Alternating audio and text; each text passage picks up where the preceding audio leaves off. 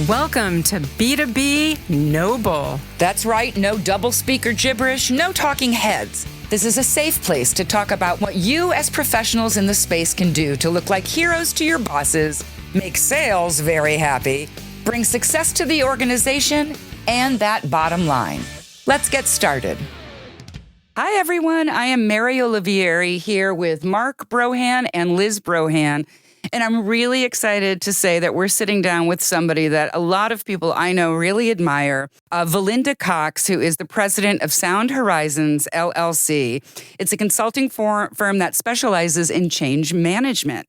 She is also formerly the vice president of eCommerce at Konica Minolta. So not an easy role, I'm guessing. And she's here today to talk about digital transformation. Velinda, thank you so much for joining us. Thank you. I'm very excited to be here. Absolutely, we're excited. I mean, who doesn't love talking about transformation? It's like one of the only things anybody wants to talk about anymore. So but are we talking about it in the right way, Liz? I mean, I don't know, all because of AI. Sorry. Oh my God, I hate acronyms. Have I said that before to all of you? But I don't think I can get away from that one, right? Unless you want me to annoy you to death by saying, artificial intelligence. Yeah, that'll just work. Too many syllables, frankly. But I mean, the question for Velinda is, do you feel that digital transformation, that we're redefining it again in light of everything that's happening now in terms of AI? I would say redefining could be one way of saying it, but reimagining it, recreating it, it's change. And it's change at a more rapid pace. I think that's the big difference. We're accelerating change right now. So transformation, digitization, or just basically using machine learning, for example, all those are changes. It's about disruption. It's about how can you manage that. It's about how can your people handle that and how you can communicate and pull them through it. It's just a lot. It's intense. And it was funny when you were saying, who doesn't love transformation? I was thinking anyone who's going through it. So true. Absolutely. I don't like going through it. It just requires so much more education. And it's very difficult to make sure that you understand enough to be able to articulate what it is and what the benefits to the organization are, and then how in the world to implement it. And Liz, you're hitting on something really strong there in terms of the benefits to the organization. A lot of non-adopters or fearful adopters. I think we have to start with those benefits. I mean, would you agree? I think that fear is one of your biggest obstacles. And fear comes from just not knowing and not understanding the value of what the outcome is going to bring at the end of the day. Right. And a lot of leaders are also comfortable with where they've gotten success in the past, so they don't want the change. So it's also helping them see the how and the why we're going to do this, and then understanding that when we get to that other side, it's going to be another whole transformation happening at that point, because we're never going to stop changing. It's a continuous evolution. Well, could we back up for just a sec, which is transformation is personal and professional. And I've had the privilege of knowing Velinda here for a few years, so I kind of know her story, but those out there in B2B marketing land do not. So let's hear a little backstory, Velinda. Can you talk about, you've been going through a bit of a personal and professional transformation. Can you talk about your arc and some of the things that you've learned that have applied to you that maybe would apply to the audience out there too? So 30 years in a corporate environment as a leader across, European and U.S. footprints and roles, leading both operations and sales organization. I have experienced change in multiple cultures and had an opportunity to really see how people adopt. But I think the big thing for me is that, along that entire journey, I have seen the opportunity for people to either seize the day or to push back and say, I'm not going to do that. And many ways that they'll do that. They'll undermine a project. They'll stand by and sort of poo-poo ideas, right? I think success comes when you can get the whole organization, regardless of where you are in the food chain, where you are in your career, to be open-minded, to have a growth mindset, to think about, how do you ideate together to get people motivated around those ideas. Mark, for example, like to your point, if you're not getting the entire organization to embrace the direction, you're going to have friction pulling on the boat versus wind in the sails. Well, how do you, what would your tip be for other B2B marketers that might be listening to do that? Because that's a tough one, to get people to come along who are terrified. I think there's a lot of key things that are important there. Get your key influencers, those people that people listen to or look up to, right, to understand what you're trying to do, and give them a place in that, right? Get them in the boat, give them the steering wheel, help them feel like they're empowered to be successful, the journey direction. Ask a lot of questions. Find out where other people are or what other people are afraid of. Try to determine and get alignment behind the direction with regards to the benefits to each other, to each individual areas. One organization or one functional area in a company may benefit from this in a certain way and another in a different way. So you have to tell the story differently to the audience you're talking to. Right, exactly. Yep. I think one of the things our listener might be afraid of is small budgets. How in the world are we going to sell this in to companies that are reticent to invest? Even though that's all you read, they're all ready to invest. I don't believe it. I think that's a tough one because although there's a lot of conversation around how digitization is going to save money, there's a lot of investment. You still have to support your infrastructure and your digital ecosystem behind that. Whether it's applications or it's storage for all that data, there's a big investment there. So you've got a really big point. And that's one that you have to work with to overcome. But there are ways to sort of balance the investment versus investment in new technology, new infrastructure, and automation where you're not having to maybe add headcount. So you offset that cost. So it's really an interesting picture. Cost is really a defining moment when you're trying to say how much transformation do you want to do at one time. Well, can we circle back to the term transformation, which is... Mark, no jargon. Yeah, I got to tell you. Circle back. He just circled back. We're not circling back. I got to tell you, Jesus, I hear the term digital transformation 3,000 times a day. It makes me barf. My question is this a real thing? I mean, this B2B marketing is all about sometimes you sell the sizzle and not the steak. So is this thing real in your perspective? And if it is, what makes it real? And what's going to drive it to make it real where it delivers results, whether you're big, small, or someplace in between? I think, Mark, the reality is if you're not transforming, you're going to die. That's it. And when I say that, reality is look at the companies that have not digitally transformed their business model or their go-to-market strategy or their marketing strategy, and they've already been left behind. Like Sears. Or Blockbuster, or Kodak. I mean, you can go on. And these are companies that were great companies. They had fantastic business models. They just moved too slow at adopting change when it was necessary to change. So it is real.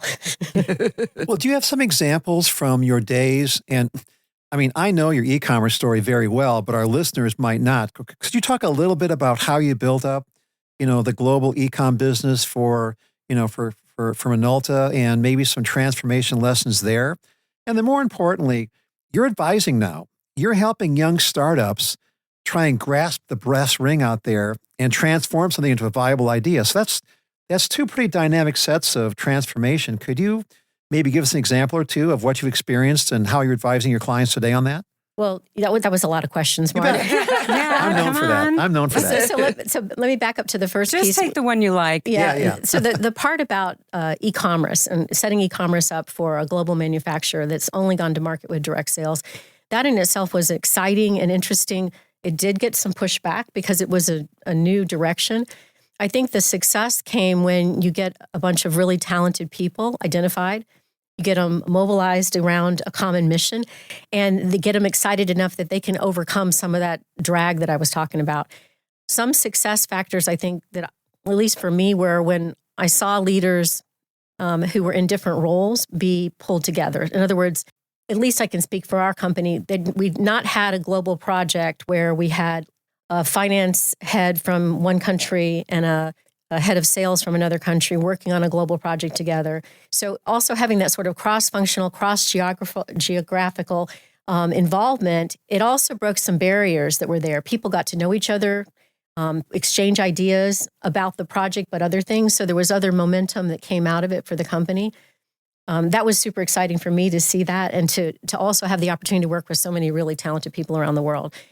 I forgot all the other questions. Okay. But you triggered a thought, though. What did specifically regarding marketing in this change? What was marketing's role at your organization in making this happen? They were it, right? They were it. Because the whole digital operation and marketing are the same, in my opinion. You cannot do commerce without marketing or marketing without commerce today.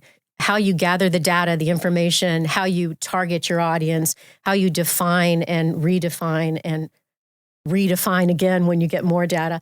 All of that helps you be more sophisticated at how and where you're going to go reach for your e-commerce business. Gotcha. But also changing the product in the portfolio or sending information to R&D because you got some insights of what was the demand that you didn't have, giving you the ability to bring products to market maybe digitally that you didn't do in the physical world with your direct sales organization. So I think a lot of it has to do with that you now have more information to do things differently than you ever had before, but also you're learning along the way. So you're also figuring it out because part of that change element that's happening as you're combining new go-to-market strategies with your digital outreach and the way that your e-commerce platform looks, those things are constantly evolving together.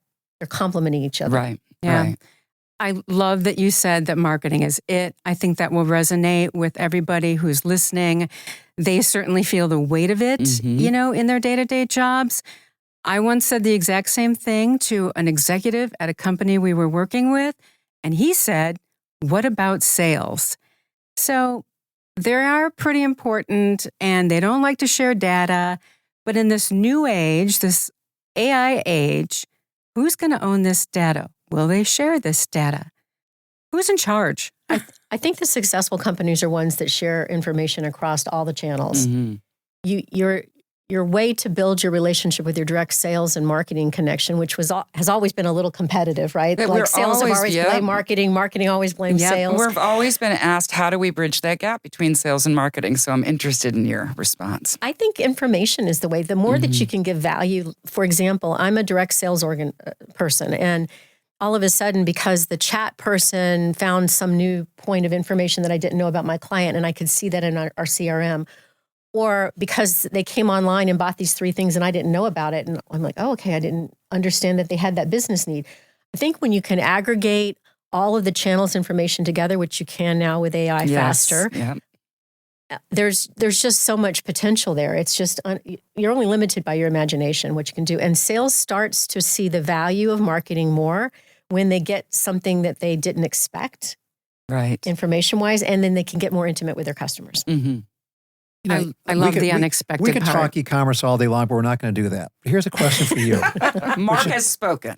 Which is one of the transformation challenges that I hear as a reporter pretty much every day if I'm talking a marketing story, if you will, is that the B2B marketers are told, okay, go out and transform how we're connecting with our channels. And depending upon a McKinsey perspective, a Forrester perspective, or other perspectives, the omni-channel buyer out there in B2B land uses 3, 5, 7, or 11 different channels, and all of those can have a touch point across any and all of them. That's a hell of a big challenge for B2B marketers who are told, okay, go out and transform all this stuff so that we've got a clear pathway to, our buyer out there. I think you've confronted that or dealt with that. So I know it's one of the challenges that people tell us as journalists they're facing in marketing land. What are your thoughts on that? I think when you look at all the channels and all the information out there sitting in their own little silos, that's the challenge. Great companies, small or large, have a lot of information about their customers, but when they can't see it and use it, it's just a waste. It's unfortunate. When you can bring that together, and there's technologies that enable that today, and you can gain insights. And a year ago, you didn't have the abilities you do now. When you can bring that together and any of the channels can benefit from getting additional information, that's the win, right? Because now I can talk to my customer understanding that their delivery was late and apologize. And I didn't know that because I didn't see the supply chain management component. Or the sales rep that closed a new contract for an international deal. Now the person that's doing the online conversations can see that in the database and can say, oh, thank you so much for your contract. We appreciate the new business and how can I help you? It just makes a more intimate relationship. But to your point, the challenge is really getting all that information and aggregating it in a way where every resource across all channels have the ability to see that big picture. And it's useful and actionable and really positions the company as one that listens and pays attention, right? When you're looking at the different tools right now, that because you're helping, as I believe Liz said, startups, et cetera, from an AI perspective, what tools are you seeing coming into play as primary tools in the action that we're trying to complete here? I think there's several categories because there's some of the, I'll say free, like ChatGPT, for example. Mm-hmm. There's limitless ways to use it for your personal productivity. It's a matter mostly of finding out what you need to do and like then just saying, okay, how can AI help me do what I need to do? Mm-hmm. But for companies, there's now, I think every single technology company out there is either already incorporated an AI capability or they're in the process of augmenting their technology with AI, right? So it's not me, like, let me give you a laundry list. I could just name every technology out there and they would have it. Mm-hmm. But I what I've noticed is I started to do a little survey with people, like, how are you using it? How are you, personally? A lot of people aren't. They're like, I don't know, I could do that. Or, whether they're on Google or they're on Microsoft, for example, with their mail exchange, they have AI, but most people aren't trying it yet. There's a small group that are, and they're seeing acceleration in their business. They're able to do more with less time. Mm-hmm. They're able to figure things out faster and gain insights they didn't have before. And put a lot of writers out of business. Oh, let's hope not. Just kidding. But let's talk about, okay, so for example, I'm on the agency side. My whole career has been with marketing agencies. And what we have a lot of fun with, because this is B2B No Bull, is just a blast with the AI image generators. And we try to put whatever we can in there and see what we can come up with. And that's really fun. The issue is if our clients start using AI image generation, there's certain looks to it that are very obvious that it's an AI generated image. And so I always look at that and we play the game of, who is that AI generated image? And then we, thumbs down that or whatever. Are there ways in which people are using AI right now that are could potentially harm the brand?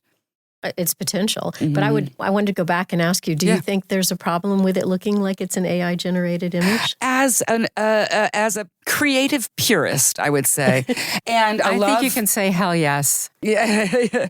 But I mean, as a consumer of images, looking at it from a non-agency perspective, if it's creative and it's interesting and it sells the idea, I'm not thinking whether it's AI or a person. I'm just like enthralled with the idea of what it's showing me. Yeah, but that's like the secret ego of creatives where they're like, we eye roll all the time. Oh, look what AI made. We're human beings who make way cooler stuff but it is fun to look at. But yeah, I mean, if it's answering the call and it's tightening the budgets and eliminating time, I mean, it's scary, but it's out there. And if it works to get their attention, right, we can't necessarily poo-poo it. Well, can we talk about the crap factor? The crap factor. Yeah. Okay, I'm interested. There was a, okay. I just came across this not more than 2 days ago. Adobe put out, they did a survey of 3,400, mostly mid-level B2B marketers over the course of, Q4. And they just crunched their first, report on kind of what's up with, B2B marketing across the digital front. But they of course, they had a big old section on AI. And the results there surprised me, which is, CMO guy out there, CMO lady out there, are you using this stuff? Oh, yeah, you bet. You're going to increase using this stuff? Oh, yeah, you bet. Now, how are you using it? It came down to two things. And these one surprised me, one didn't. One is they're using it for basic blocking and tackling, text messaging, kind of brand marketing, low-hanging fruit. The other one was for cost efficiency. I say, let's talk about the crap factor because I want to ask you, I don't think marketers have figured this out on a wide scale. I think good ones have figured out how to solve a specific problem, but you can tell, frankly, what's an AI-generated marketing campaign that had little effort, little thought, little creativity. So to me, that kind of shoots yourself in the foot. But what are your thoughts on that? I mean, are you seeing this being used, these AI tools for personalization or better campaign management, effectively, non-effectively? What are your thoughts on that? Well, I think that there's nothing that surpasses the human imagination. Amen, sister. Can I get a hallelujah? So I think AI is a starter for everything, right? It's a quick way to get whatever you want accomplished, and it's a great way for aggregation of information and ideas and imagination. But the human imagination, that's what makes us human, is our special ability to connect human to human, person to person, people to people. So I would say definitely the human factor is the primary and AI is helping. And it could be that AI is the starter and then the human factor is taking it from there. Yeah, because AI can inspire for sure. If you're stuck somewhere, you can definitely turn to AI to be a little bit more inspired. I know that time is running out, and I love having you here personally. Are there any other questions that we have for Velinda before we have to wrap? Just kind of a couple comments on everything you've just said. I don't want to lose sight of human first, and AI is our assistant. Maybe we can change the name. But I also loved what you said early on about reimagining what a corporate structure and productivity looks like when we all have access to the same data and we've got analysts by our side or joined at the hip with us so that they can help interpret that data correctly in a way that drives us all towards, helping the company build more revenue. Yeah, that's the day I'm looking forward to. It'll come. I think the biggest challenge is going to be communication and alignment and getting everyone in the change management aspect of it. That is going to be the challenge for everyone, company-wise, individual departments. Once you get everyone on board with change management, you got to realign it again. Everything changes constantly. So it's our ability to manage the change and get in front of it as much as we can. The technology is just going to help us. I love lightning round questions. So if you had a couple of quick takeaways for marketers out there with how to build a proper business process for making it useful, what do you think those two takeaways might be? To build a proper process, I think if I could back up a little bit, Mark, on that, I would say everyone, first of all, needs to stay ahead of the game by learning and studying as much as they can because everything is changing. So you've got to have a sort of hypersensitivity to your own education about everything. So that's the first point. The second point I would say is that you've got to have an open mind and a growth mindset because you're going to be faced with things that you don't believe in or you don't understand or it's not what you've experienced before. And you've got to step back and go, well, let me just figure out this a little more, find out a little more about it, understand it a little bit more, and that's going to enable you to be successful. Marketeers have had a lot of changes over this last half century, let's say, tremendous amount of change. And so being able to adopt and have that open mindset is going to help you whether you're taking on new technology or the consumers change, the marketplace changes. I think it's just really that your mind is in the right place. Oh, I think that's kind of the perfect wrap up. We cannot thank you enough for being part of this podcast with us and just helping us explore better how to use this as a tool and maybe a business driver. So just thank you again for being with us. Thank you so much. And I also want to take a minute just to thank our sponsors as well. I'd like to thank the Motion Agency. They are one of the premier B2B marketing services firms in the country. And we just love having them as our sponsor.